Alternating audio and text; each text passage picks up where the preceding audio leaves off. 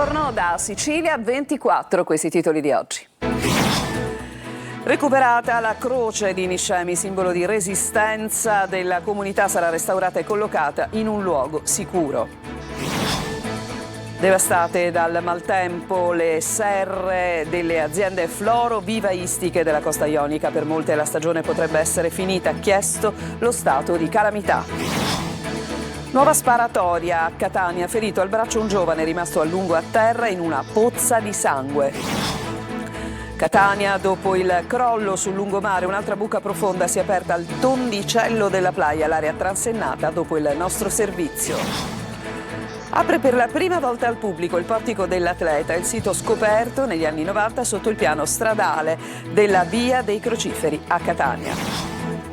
Calcio, il Palermo vola, pesano i 3 punti realizzati al Barbera contro l'Entella, la partita è finita 3-0.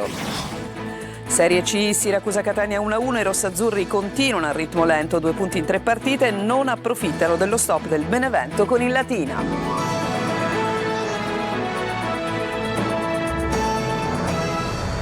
Bentrovati, è stata recuperata la croce a Niscemi, quel simbolo di resistenza che era crollato qualche giorno fa. Dopo la frana sarà restaurata e collocata in un posto sicuro. Gerry Italia.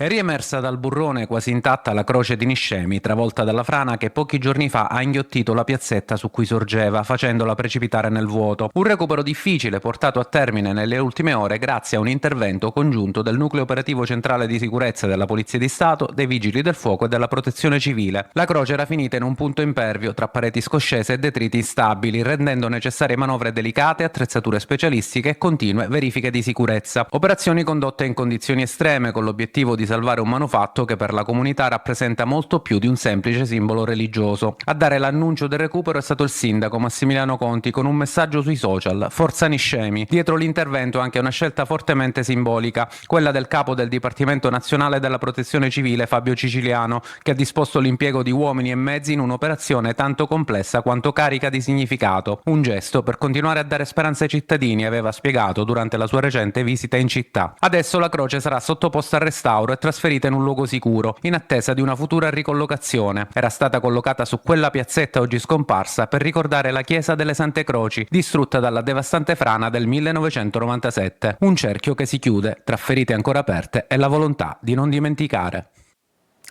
Ma in Sicilia ancora conta dei danni dopo il ciclone di San Valentino. Nel Messinese e nella costa ionica del Catanese colpite le aziende florovivaistiche. Per molte di loro la stagione potrebbe essere già chiusa. È stato chiesto lo stato di calamità. Orazio Longo.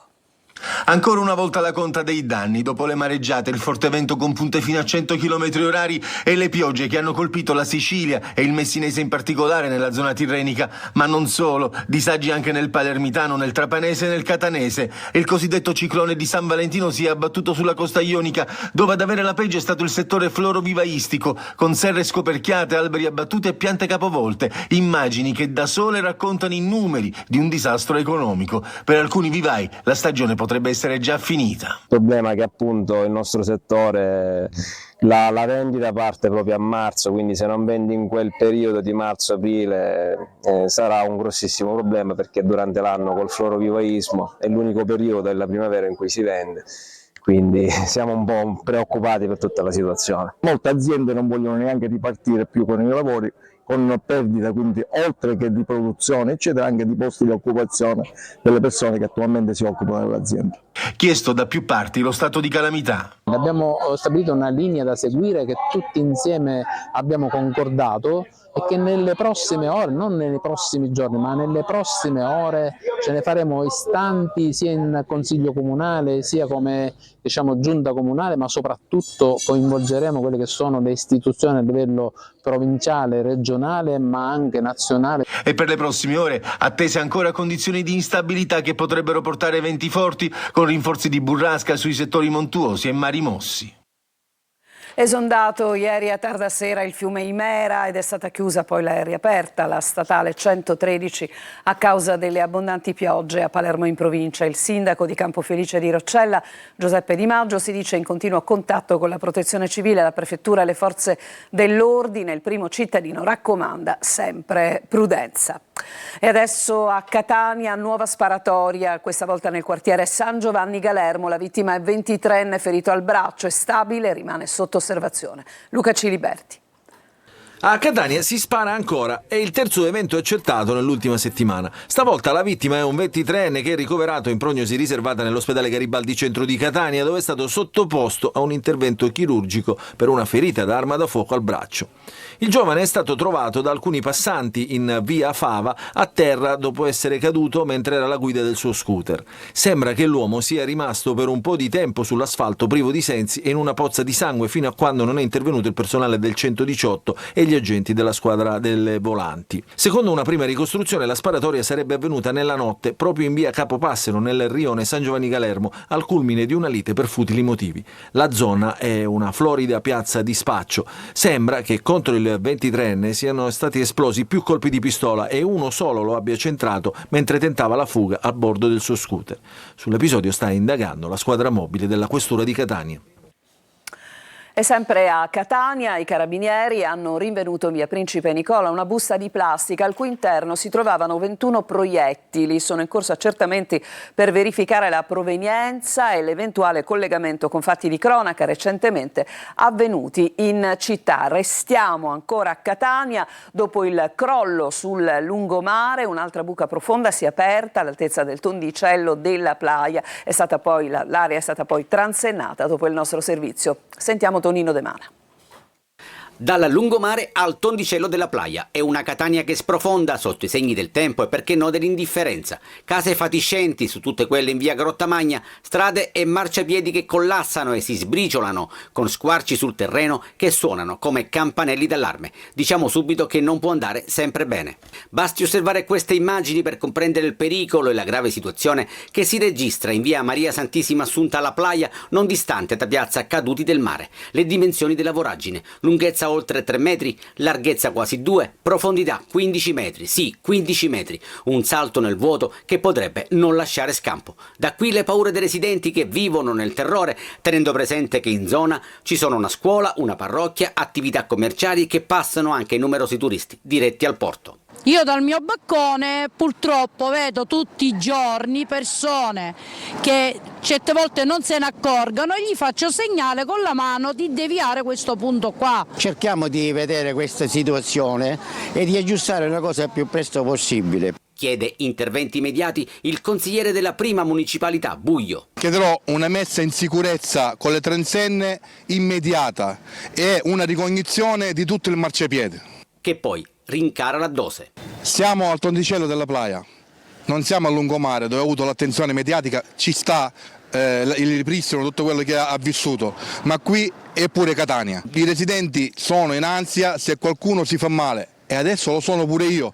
Non c'è tempo da perdere in nome e per conto della sicurezza. A Palermo un'ennesima notte di presidio dell'assessore Ferrandelli allo Zen per impedire l'occupazione abusiva di una casa popolare, un gesto concreto per ribadire il rispetto delle regole e della legalità nel quartiere dove la presenza mafiosa pesa ancora. Manlio Viola. Seconda notte di presidio civico nel quartiere Zen di Palermo, un presidio messo in scena dall'assessore alla casa del comune Fabrizio Ferrandelli per impedire l'occupazione abusiva di un immobile popolare dal quale una famiglia è stata cacciata nei giorni scorsi con minacce e pressioni.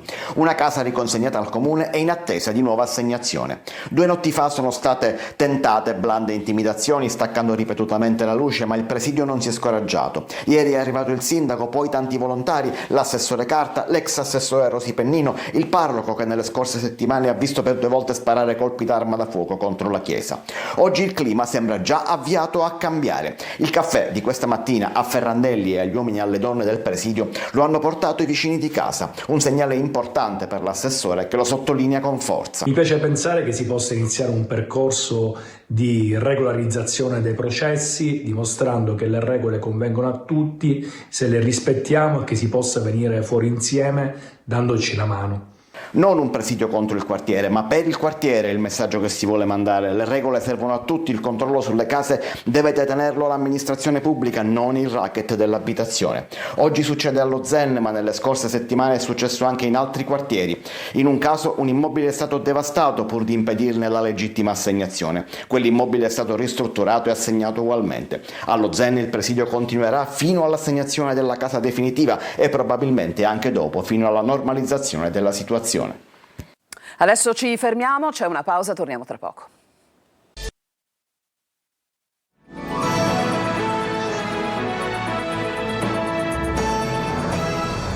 Siamo tornati in studio. La Guardia di Finanza di Caltanissetta ha sequestrato circa 3.000 articoli tra maschere, costumi e cosmetici nei comuni di Gela e Mussomeli. I prodotti erano privi di marcatura CE e delle indicazioni obbligatorie in italiano. I commercianti sono stati segnalati, rischiano sanzioni fino a 25.000 euro. Cambiamo pagina. Alla politica. Il leader del movimento controcorrente Ismaele Lavardera lancia la sua candidatura alla presidenza della regione siciliana. Il servizio. Se oggi prendo la scelta che sto per annunciarvi è anche grazie a lei. Da oggi mi candido non solo a una posizione, ma a una sfida ben più grande: cambiare la mentalità e ridare dignità a questa terra. Da oggi sono candidato a presidente della regione. Non è tanto la fuga in avanti ampiamente immaginabile nel quadro della politica regionale siciliana, ma quello che dice Ismaele Lavardera, leader del movimento controcorrente, presentando la sua candidatura alla poltrona di presidente della regione siciliana per il dopo Schifani. La legislatura, che vi dico subito, non si chiuderà a scadenza naturale.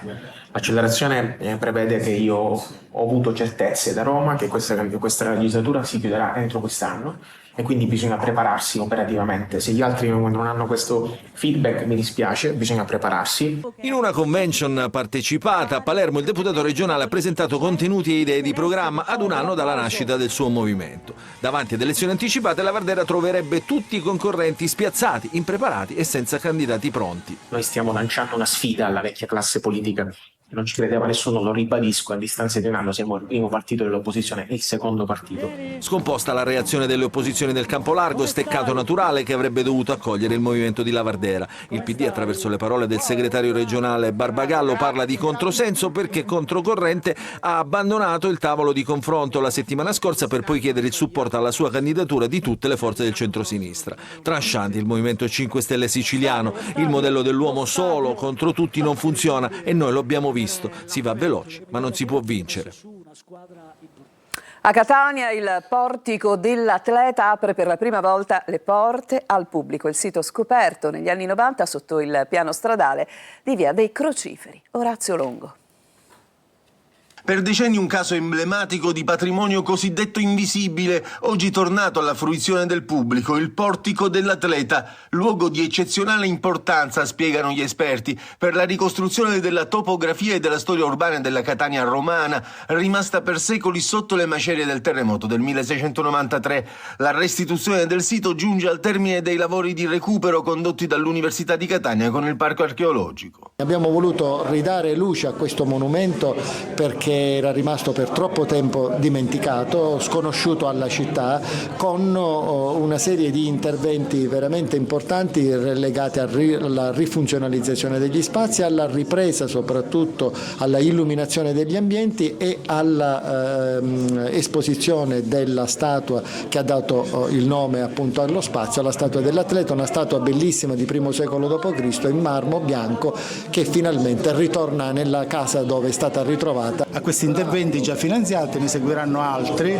con un finanziamento dell'assessorato regionale beni culturali per il restauro dei mosaici, degli affreschi che ancora sono presenti alle pareti, in modo da rendere il sito perfettamente fruibile. Accessibile da una porticina sotto la scalinata Alessi, il portico dell'Atleta, scoperto negli anni 90 sotto il piano stradale di Via Crociferi, si presenta come un imponente criptoportico, un corridoio coperto seminterrato, realizzato sul declivio della collina di Montevergine. Doveva fare parte di un più ampio edificio pubblico.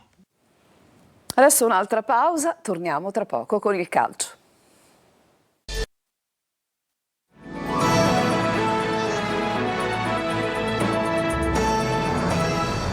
Siamo al calcio, il Palermo continua a vincere e a mettere pressione alle prime in classifica. Sentiamo il servizio, Marco Gullà. 3 gol per mandare un ulteriore segnale al campionato. Il Palermo batte agevolmente 3-0 Lentella al Barbera, poi Ampalo prima, poi Ranocchia e Pierozzi nella ripresa stendono una squadra che ha comunque lottato e sfiorato il gol in un paio di circostanze. Ma il Palermo ha mostrato i muscoli e portato a casa una vittoria che fa salire a 13 i risultati utili consecutivi. Sono contento anche in una giornata speciale, insomma penso che visto l'amore che i palermitani danno alla loro squadra, oggi nel giorno di San Valentino dedicargli questa vittoria sia stato molto importante, difficile, il risultato è ampio ma è stata una gara complicata come tutte in Serie B. Ho letto che abbiamo un calendario facile, questo è l'errore più grande che possiamo fare, di facile non c'è niente, in Serie B l'abbiamo visto anche oggi. Però insomma diamo continuità ai nostri risultati. Palermo che ha anche ritrovato il miglior Ranocchia, ieri autore di un gol decisamente rocambolesco, come vediamo, ma sempre più cuore pulsante della squadra. Una gara fondamentale per il nostro percorso, per mantenere la striscia di imbattibilità e la nostra striscia positiva in casa. Era veramente fondamentale, non scontata questa vittoria, perché comunque Lentella è una squadra in salute e qualsiasi partita in Serie B è sempre comunque difficile da affrontare, ma siamo stati bravi a trovare 2 gol e poi chiuderla nel secondo tempo. Rosanero che torneranno ad allenarsi domani in vista del match di sabato al Barbera contro il Sud Tirolo. Adesso andiamo alla Serie C e rivediamo appunto il servizio sul pareggio nel derby Siracusa-Catania. Un Catania dunque che va un po' al rallentatore, non approfittando dello stop del Benevento contro il Latina, il nostro Marco Carli. Gli etnei pareggiano con il Siracusa. 30 minuti molto tattici, senza occasioni di rilievo, ma alla prima possibilità concreta il Catania colpisce, D'Ausilio recupera la palla, Bruzzaniti si allunga sulla sinistra e crossa, Casasola dalla parte opposta indirizza di testa verso l'angolo a destra di Farroni che può solo ribattere. Sul pallone arriva come un falco D'Ausilio che mette in rete 0-1. Con un'azione simile il Catania va ancora in gol, ma Pieraccini servito da Bruzzaniti secondo l'arbitro in fuorigioco è una decisione che lascia molti dubbi. Il secondo tempo comincia dopo la comunicazione da parte del club etneo della scomparsa di Orazio Russo. Nei minuti iniziali arriva il pari del Siracusa. Arditi imbecca in area di Paolo che in precario equilibrio riesce lo stesso a deviare in rete per l'1-1. Il gol galvanizza i padroni di casa che vanno ancora al tiro con Arditi. Dini non si fa sorprendere. Il Catania non ci sta e su colpo di testa di Caturano costringe Farrone al grande intervento. In avvio di recupero, 7 minuti, D'Ausilio una grande occasione dopo la girata mancata di Lorfini, ma è bravissimo Farroni. Le panchine chiedono l'intervento dell'FVS per 2 episodi in area di rigore, protagonisti Casasola da una parte e Gudelevicius dall'altra, ma l'arbitro dopo revisione non ravvede gli estremi per intervenire. Dopo la decisione seguente alla richiesta retusea, Turati viene espulso per proteste. Finisce 1-1, ottima prestazione del Siracusa, il Catania continua a ritmo lento, 2 punti in 3 partite e non approfitta dello stop del Benevento con il Latina. E intanto sarà allestita allo stadio Massimino la camera ardente per Orazio Russo, morto appunto come avete sentito sabato, soli 52 anni. Dalle 13:30 alle 22 di oggi sarà possibile dare l'ultimo saluto alla bandiera rossazzurra nella sala Liotru del primo piano della tribuna dello stadio. Martedì, quindi domani, alle 15:30 i funerali in cattedrale, unica chiesa in grado di accogliere la grande folla che vorrà presenziare alle esequie. Con questa notizia si chiude questa edizione di Sicilia 24. Grazie a tutti per averci seguito. Vi lascio alla rassegna stampa curata da Luca Ciliberti.